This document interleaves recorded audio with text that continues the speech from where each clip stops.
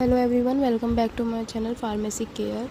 तो आज हम स्टार्ट करेंगे चैप्टर जो बहुत ही मोस्ट इम्पॉर्टेंट है हर मेडिकल फील्ड में, दैट इज़ ब्लड। ठीक है, मतलब हीमोपोएटिक सिस्टम।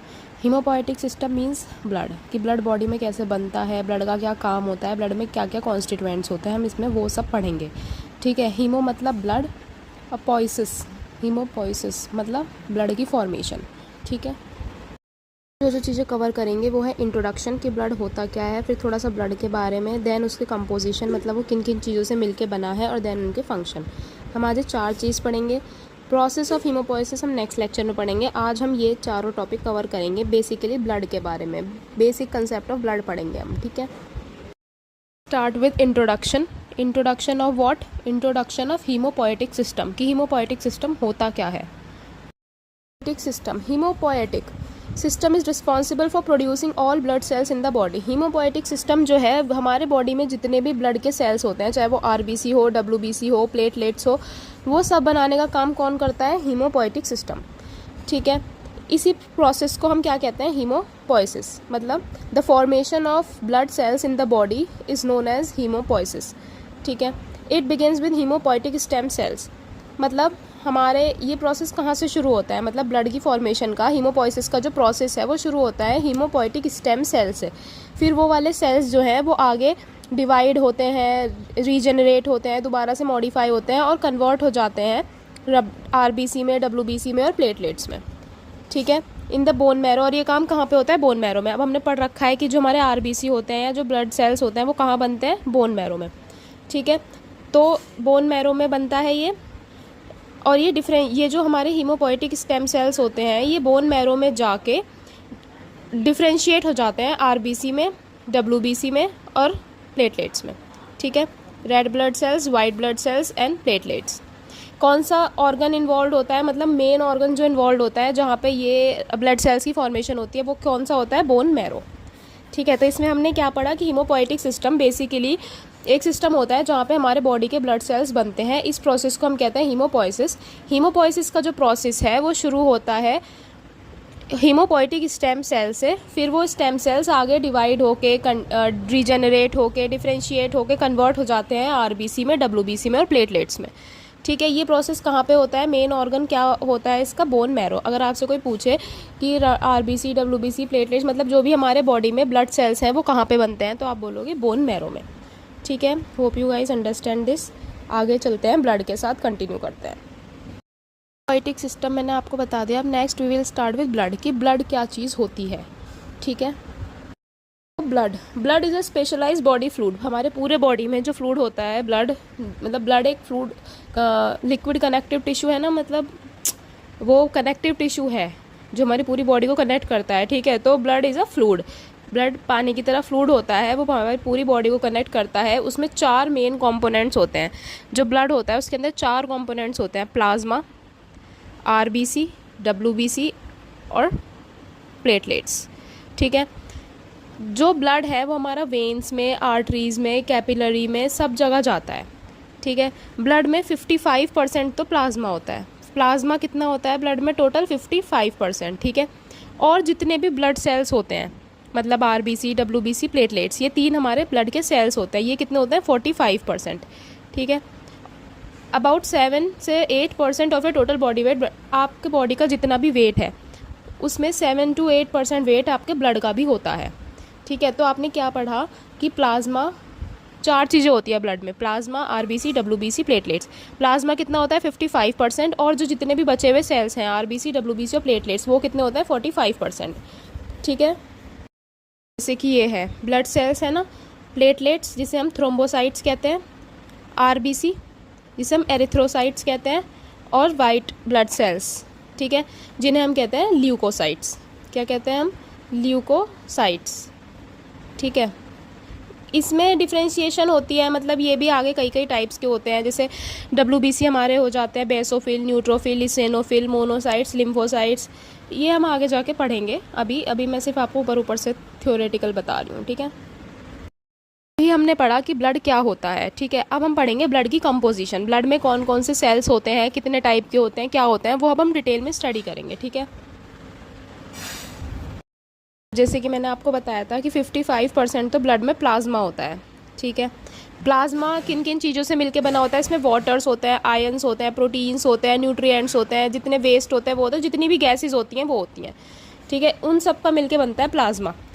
45% मैंने बताया था कि टोटल ब्लड सेल्स होते हैं, ठीक है। तो उस 45 में से 1% हमारी होती है प्लेटलेट्स और वाइट ब्लड सेल्स, और 44% होते हैं RBC, रेड ब्लड सेल्स, ठीक है। तो क्या हो गया, 55% प्लाज्मा किस किस चीज़ों से मिलके बना है, वाटर, आयंस, प्रोटीन्स, न्यूट्रिएंट्स, ठीक है। 45% हमारे जितने भी सेल्स होते हैं, ठीक है। उन 45 में से 1% होता है हमारा WBC और प्लेटलेट्स, और रेस्ट ऑफ 44% इज RBC, ठीक है। Blood diagram often shows the relative proportions of this component. जो अभी मैंने आपको डायग्राम समझाया उसने आपको प्रपोर्शन दे दिए होंगे कि ब्लड में कितने कितने परसेंट क्या होता है, ठीक है। जिसमें कि 55% हमने प्लाज्मा पढ़ा, 45% हमने सेल्स पढ़े, जिसमें WBC, RBC और प्लेटलेट्स आ गए, ठीक है। तो सबसे पहले हम स्टडी करते हैं प्लाज्मा की, जो कि हमारी बॉडी में होता है 55%, ठीक है। किन किन चीज़ों से मिलकर बना होता है, सबसे पहला water forms the bulk of plasma, मतलब प्लाज्मा का जो बेस होता है वो वाटर ही होता है, ठीक है। 90 से 92% वाटर होता है प्लाज्मा के अंदर। प्रोटीन्स होते हैं इसमें, जैसे कि हमारे फिब्रोनोजन, एल्ब्यूमिन और ग्लोब्यूलिन्स, ठीक है, जो हमारी बॉडी में ट्रांसपोर्ट के लिए बहुत ज़्यादा ज़रूरी होते हैं, मटेरियल्स को ट्रांसपोर्ट कराने के लिए, ठीक है। थर्ड होता है सॉल्यूट्स।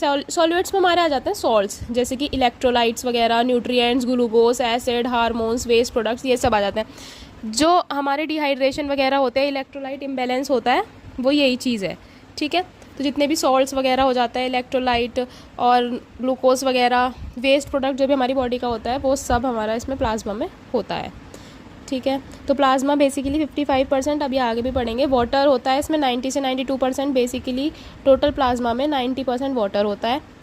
प्रोटीन्स होते हैं जैसे कि एल्ब्यूमिन, ग्लोब्यूलिन, जो बॉडी में चीज़ें ट्रांसपोर्ट कराने के काम करते हैं, और कुछ इलेक्ट्रोलाइट सॉल्ट्स वगैरह होते हैं, न्यूट्रिएंट्स होता है, गैसेज होते हैं, हार्मोन्स होते हैं, ठीक है। मैंने आप लोगों को प्लाज्मा के बारे में बता दिया 55%, जिसमें कि 90% वाटर होता है, प्रोटीन्स होते हैं, एल्बुमिन, ग्लोब्यूलिन्स, फिब्रोनोजन, ठीक है, और इलेक्ट्रोलाइट सॉल्ट्स वगैरह होता है, वेस्ट प्रोडक्ट्स होते हैं, गैसेज होते हैं, ठीक है। अब हम पढ़ते हैं उस बचे हुए 45% के बारे में, जिसमें कि सबसे पहला हमारा आ जाता है RBC, रेड ब्लड सेल्स, जिसे हम इरेथ्रोसाइट्स भी कहते हैं, ठीक है। ये बाई कनकेव शेप का होता है, मतलब दोनों साइड से कनकेव होता है, कॉन्केविटी होती है दोनों साइड, ठीक है। बाई कनकेव शेप का और डिस्क शेप का, ऐसे गोल होता है, डिस्क शेप का, दोनों साइड कनकेविटी होती है, ठीक है। और कंटेन हीमोग्लोबिन, यही हीमोग्लोबिन कंटेन करता है। कहते हैं ना अनीमिया की प्रॉब्लम, जब हमारे अंदर RBC कम हो जाते हैं, मतलब रेड ब्लड सेल्स कम हो जाते हैं, इसी वजह से हमारा हीमोग्लोबिन भी कम हो जाता है, जिस वजह से हमारे अंदर खून की कमी हो जाती है। Haemoglobin is what, haemoglobin is basically iron, ठीक है।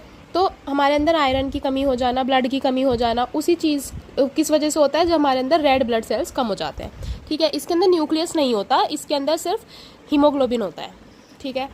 Then WBC, white blood cells, जिन्हें हम ल्यूकोसाइट्स भी कहते हैं, ये एक तरीके से हमारे सोल्जर्स होते हैं बॉडी के, इन्हें हम soldiers of the human body भी कहते हैं।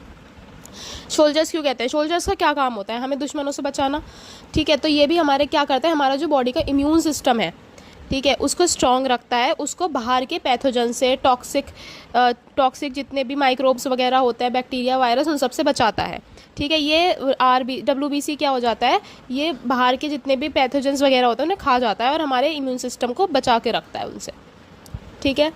देन इज प्लेटलेट्स, प्लेटलेट्स को हम क्या कहते हैं, थ्रोम्बोसाइट्स। प्लेटलेट्स का क्या काम है, खून की क्लॉटिंग करना, जैसे हमारे कहीं चोट लग जाती है, ठीक है, उस आपने देखा होगा उसके ऊपर एक ब्राउन कलर की लेयर सी, पपड़ी सी जम जाती है, ठीक है। तो वो क्या होता है, दिस इज़ प्लेटलेट्स।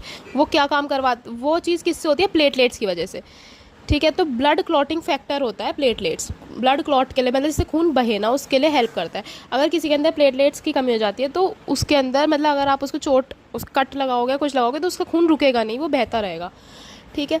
तो ये हमारे होते हैं 45%, जिसमें कि 44% तो RBC होते हैं, ठीक है, और बचा हुआ 1% हमारे वाइट ब्लड सेल्स और प्लेटलेट्स होती हैं, ठीक है। वो कंपोजिशन का ऊपर से पढ़ा दिया, अब लेट्स गेट डीपर, ठीक है, इसमें थोड़ा अंदर से पढ़ते हैं।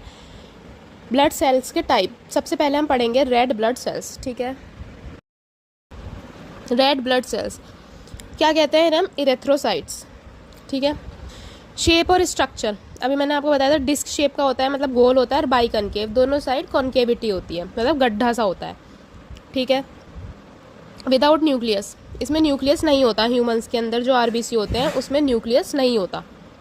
ये क्या काम करता है, इसके अंदर क्या होता है, हीमोग्लोबिन। इसका क्या फंक्शन है, ये पूरे बॉडी में ऑक्सीजन कैरी करता है, प्राइमरी कैरियर ऑफ ऑक्सीजन, ठीक है। ऑक्सीजन किसके थ्रू कैरी होते हैं, हीमोग्लोबिन के थ्रू, क्योंकि अभी मैंने आपको बताया था कि आरबीसी के अंदर हीमोग्लोबिन होता है, ऑक्सीजन और कार्बन डाइऑक्साइड को कैरी करता है पूरी बॉडी में, ठीक है। इसका लाइफ स्पैन ये 120 डेज तक जिंदा रहता है, मतलब अपना काम करता है। उसके बाद ये कहाँ पे जाके ख़त्म हो जाता है, स्प्लीन में जाके ख़त्म हो जाता है, ठीक है। तो स्प्लीन को हम क्या कहते हैं, जो हमारा स्प्लीन है उसे हम ग्रेवयार्ड ऑफ द आरबीसी भी कहते हैं, ठीक है। Graveyard of the RBC, graveyard मतलब कब्रिस्तान या शमशान घाट, मतलब जहाँ पे चीज़ें ख़त्म हो जाती हैं जाके, ठीक है। तो ग्रेवयार्ड ऑफ आरबीसी किसे कहते हैं, स्प्लीन को, ठीक है। तो आरबीसी का जो लाइफ स्पैन है वो 120 डेज़ का है, और वो कहाँ पे जाके ख़त्म होता है, स्प्लीन में जाके ख़त्म हो जाता है वो 120 डेज़ के बाद। डिस्क शेप का होता है, बाइकॉनकेव, उसमें न्यूक्लियस नहीं होता, और प्राइमरी कैरी करता है ऑक्सीजन को, ठीक है, पूरी बॉडी के अंदर। देखो इसका स्ट्रक्चर में अगर आपको दिखाऊँ आरबीसी का, डिस्क शेप, डिस्क कैसी शेप की होती है, गोल होती है, और बाइकॉनकेव, गड्ढा दिख रहा है ये बीच में, गड्ढा सा ऐसे, इसे ही कहते हैं कॉन्केविटी। कॉन्केविटी मतलब जहाँ पे गड्ढा हो जाना, और जहाँ से उभर जाना उसे कहते हैं कॉन्वेक्स, ठीक है। ये दो दिख रहा है, ये होता है हीमोग्लोबिन, ठीक है।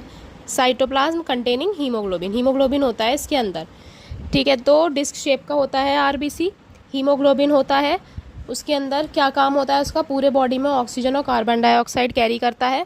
120 डेज़ का लाइफ स्पैन होता है उसका, और कहाँ जाके ख़त्म हो जाता है, ग्रेवयार्ड ऑफ आरबीसी किसे कहते हैं, स्प्लीन को, ठीक है। स्प्लीन में जाके ख़त्म हो जाता है वो, ओके।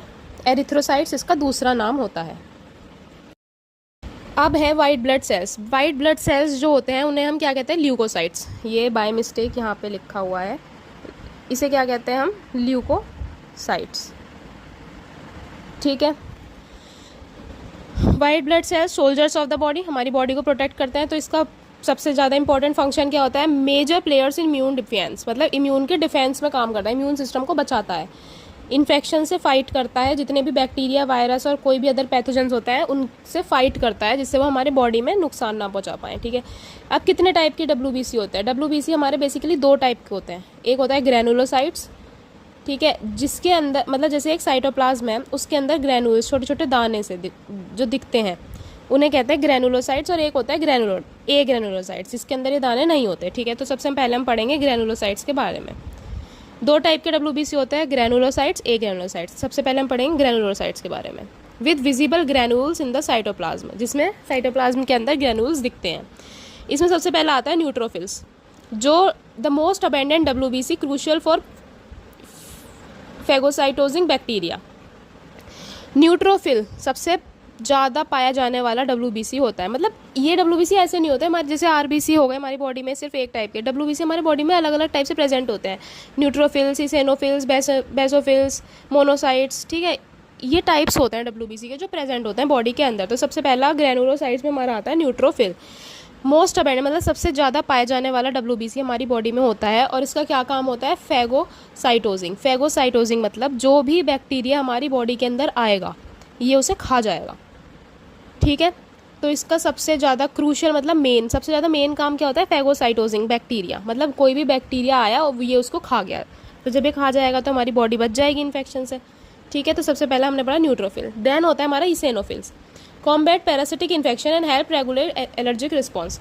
इसेनोफिल्स क्या काम करता है, जो भी हमारे बॉडी में पैरासाइट्स का इन्फेक्शन हो जाए, जिससे जो पैरासिटिक इन्फेक्शन हो, वो तो बैक्टीरिया में हो गया न्यूट्रोफिल। इसेनोफिल्स करता है, लड़ता है पैरासिटिक इन्फेक्शन से, ठीक है। और हमारे बॉडी में जितने भी एलर्जिक रिस्पॉन्सेज होते हैं, मतलब फीवर आ जाना, ये रैश हो जाना या इन्फ्लामेशन हो जाना, इचिंग होना, ये सब रेगुलेट करता है इसेनोफिल, ठीक है। यही हमारे एलर्जिक रिस्पॉन्स को देखता है।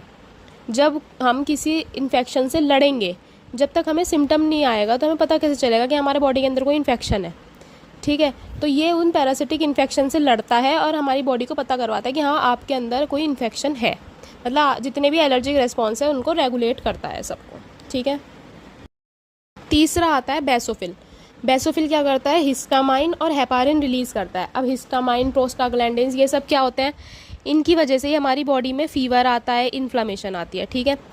तो ये हमारी बॉडी में रिलीज़ करते हैं, बेसोफिल रिलीज़ करता है हमारी बॉडी में हिस्टामाइन और हेपेरिन, जो कि हमारी बॉडी में इन्फ्लामेशन और एलर्जिक रिएक्शंस करवाते हैं। अब आप एक चीज़ बताओ, जैसे हमें हमारे बॉडी के अंदर कोई वायरस या बैक्टीरिया गया, ठीक है, अब उसने थोड़ा सा मतलब WBC को पता चल गया कि एक वायरस बैक्टीरिया आया है, लेकिन वो हमें कैसे पता चलेगा, हमें तो पता नहीं चलेगा ना। तो हमें पता लगवाने के, भाई हम उसके खिलाफ कोई दवाई खाएंगे, तो हम तभी तो खाएंगे जब हमें कोई सिम्टम पता चलेगा, ठीक है। या तो जो न्यूट्रोफिल है उसे खा जाएगा, लेकिन अगर वो उससे लड़ रहा है, वो उसे प्रॉपर खा नहीं पा रहा, बैक्टीरिया बहुत ज़्यादा स्ट्रॉन्ग है, वो उससे लड़ रहा है, तो वो क्या करेगा, हमारे बॉडी में एलर्जिक रिएक्शन प्रोड्यूस करवाएगा, ठीक है। जो बेसोफिल होता है वो हमारी बॉडी में एलर्जिक रिएक्शन करवाएगा, मतलब इन्फ्लामेशन, फीवर, जो भी उस बैक्टीरिया से हो सकता है, इन्फ्लामेशन, फीवर वगैरह, जिससे हमें ये पता लगेगा कि हाँ हमारी बॉडी के अंदर कोई इन्फेक्शन है, तो फिर हम उसको ठीक करने के लिए दवाई खाएंगे, ठीक है। हमें फ़ीवर का कैसे पता चलता है, हमारा बॉडी टेम्परेचर हाई हो जाता है,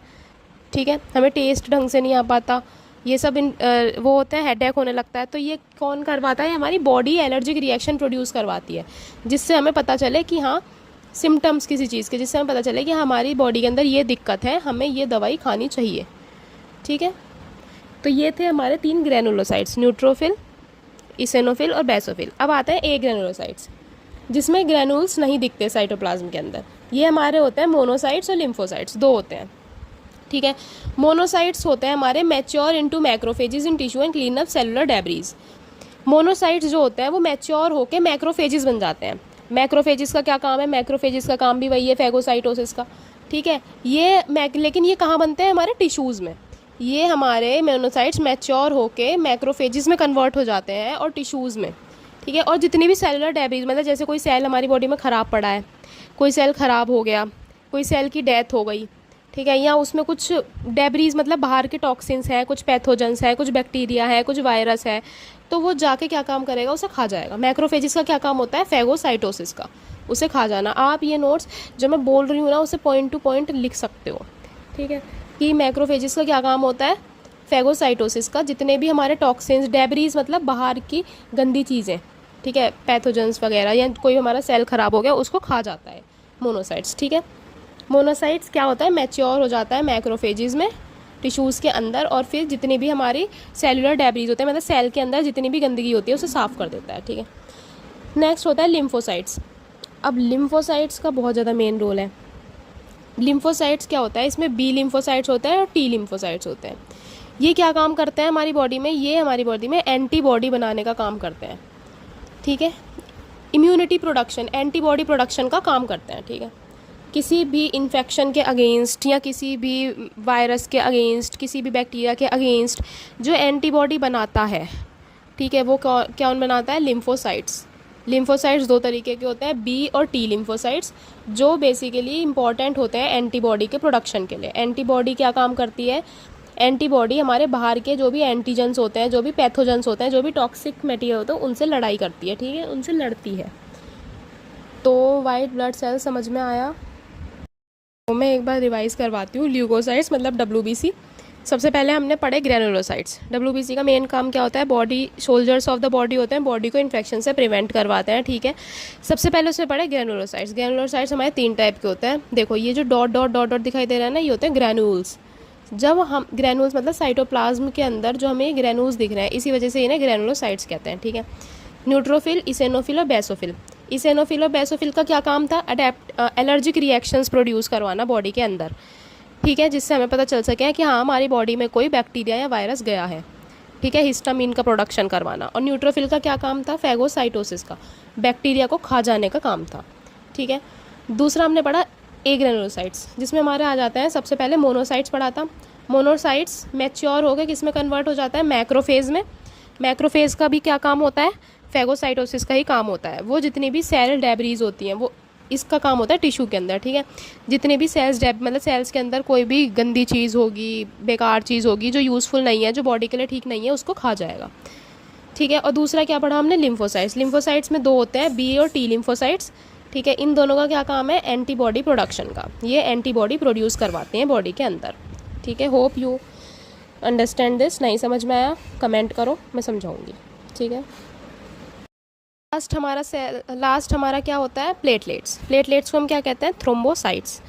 मैंने आपको बताया था क्या काम होता है क्लॉटिंग, ब्लड क्लॉटिंग का, ठीक है। अपीयरेंस मतलब इसका स्ट्रक्चर क्या होता है? बहुत छोटी छोटी होती हैं, डिस्क लाइक फ्रेगरेंट्स होते हैं, मतलब फ्रेगरेंट लंबी लंबी होती हैं डिस्क शेप की। Derive from mega karyotes in the bone marrow. Bone marrow के अंदर ही बनती हैं। किस सेल से बनती हैं? मेगा कैरियोसाइट्स, ये इनके सेल्स का नाम होता है, ठीक है। तो प्लेटलेट्स टाइनी होती हैं, डिस्क शेप के फ्रेगरेंट्स होते हैं लंबे लंबे, बोन मैरो के अंदर बनती हैं। किससे बनती है? मेगा कैरियोसाइट सेल से, ठीक है। इसका मेन फंक्शन होता है ब्लड की क्लॉटिंग कराना, ब्लड का कोएगुलेशन मतलब ब्लड को जमाना, उसका क्लॉट बनाना, उसको जमाना, ठीक है। वाउंड साइट्स मतलब जहाँ पे भी हमें चोट वगैरह लगी है, कुछ भी है, प्रिवेंट ब्लड लॉस, जिससे ब्लड का बहुत ज़्यादा लॉस ना हो सके, तो उसको प्रिवेंट करना, ठीक है। ये होती है हमारी प्लेटलेट्स।